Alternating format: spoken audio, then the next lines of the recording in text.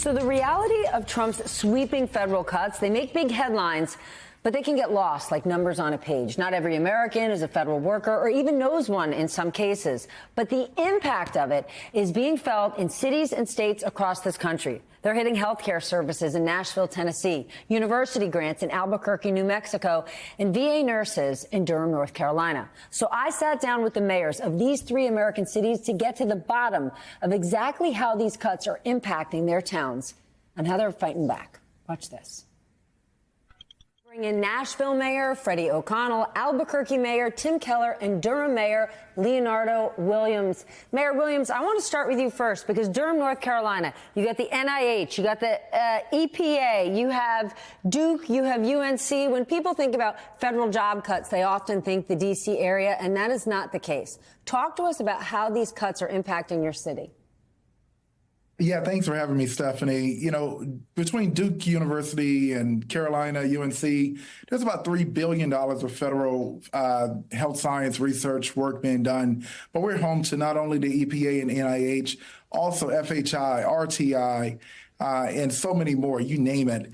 Every cut is rippling into a household, which has a rippling effect to our local economy. So it's quite damaging here, and it's un-American. Mayor Keller, take us to Albuquerque. What is it like there?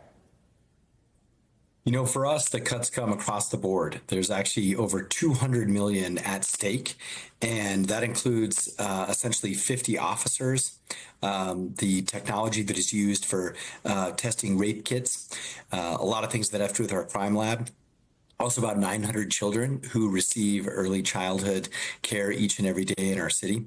And so these cuts really, they cut across multiple departments. And for us, they're very real. You know, I think from DC, we get a sense that these are like line items and they're, you know, trimming and this and that. These are actual people. Like, tell those 500 or 50 officers that they don't have a job anymore. That's literally what Washington is doing to them. Mayor Keller, I know you just had a town hall. What did residents tell you? Because once these job cuts happen, are there other places for them to work in your city?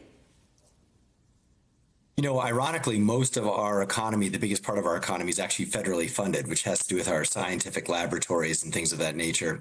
So there isn't a whole lot of opportunity outside some of the work that's already federally funded. But we positioned it as more of an opportunity to defend our city. And so we're actually looking at different ways that we can protect ourselves as best we can against some of these cuts. And that's what people are very interested in. Mayor O'Connell, take us to Nashville because these health services are being cut and it's hitting when measles cases are popping up in and around your area. It is. We just had a first case of measles in Middle Tennessee, which is not that's not something I thought I'd have to be prepared for as mayor in the 21st century, as we've seen such advancements in medical science. And Stephanie, it's very frustrating because a few weeks ago, a Republican senator from the state of Wyoming said Wyoming people want to see some broken eggs back here. And I'll tell you, Nashvillians want to see eggs on grocery store shelves. This is a case where we saw at local government level the first series of job losses as a direct result of the so-called Department of Government Efficiency and the cuts that are being made. And this was three different funding sources into how we deliver public health. This is hitting our epidemiological lab capacity. This is hitting community health workers. And this is still hitting COVID-19, where we are still seeing cases of COVID here on the ground. So as you said, and Mayor Keller said, what we're trying to do is defend ourselves. And we are actively suing the Trump administration at this point. But what about the risk? When you sue the Trump administration, are you not concerned about the backlash?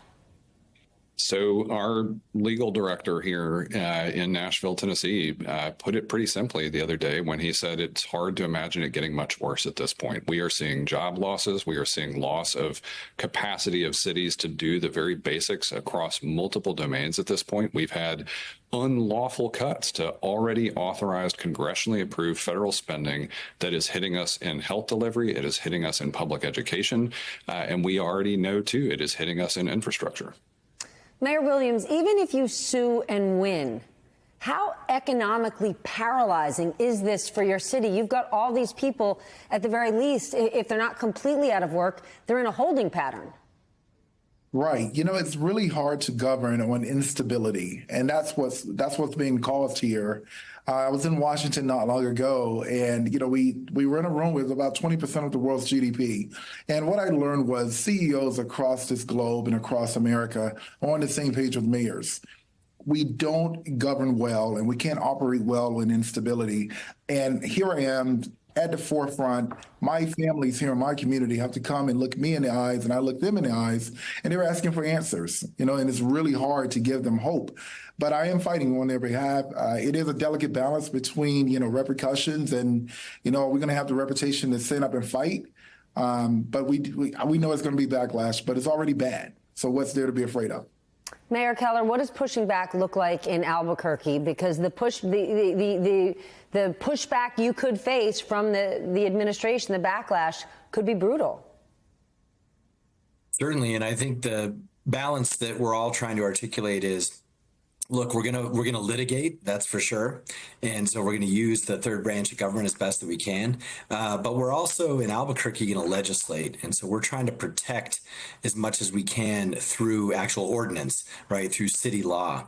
So whether it's renter protections, it's housing programs, it's trying to build, essentially, protections around these fundings, which you can do in certain ways, especially if you're claiming then that this funding has to stay because it violates city law and so forth.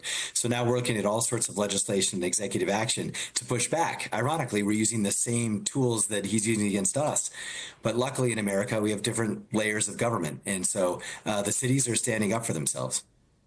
Mayor O'Connell, help us understand, because for a lot of people, this feels once removed. Let's say you can't push back. 6 months from now, if all of these cuts go through, the cuts to NIH, cuts to universities, just federal cuts across the board, what will that do to the city of Nashville? What will life look like? It's going to be felt at the very most local of levels. I mean, Vanderbilt University Medical Center, for instance, is a top 5 NIH funded site. There is a major cancer research institute there. There is all kinds of health delivery at a Trauma One medical center. And we just found out last week that they are reducing their budget already by an estimated $250 million. This is going to injure their ability to conduct world-class very contemporary research that's going to injure their ability to deliver healthcare on the basis of that research. It is absolutely going to harm our ability as a city to be what we have been known as for a long time as America's healthcare capital. And I guess what I'd point out, Stephanie, is this isn't a political decision. This was our law director joining 5 other cities and 11 nonprofit organizations fighting for funding that is lawfully our right as citizens of Nashville and Tennessee. This is something we are doing to defend something that is almost existential at this point. It's very, very important to remind ourselves as Nashvillians, as Tennesseans, and as Americans how important the rule of law should be.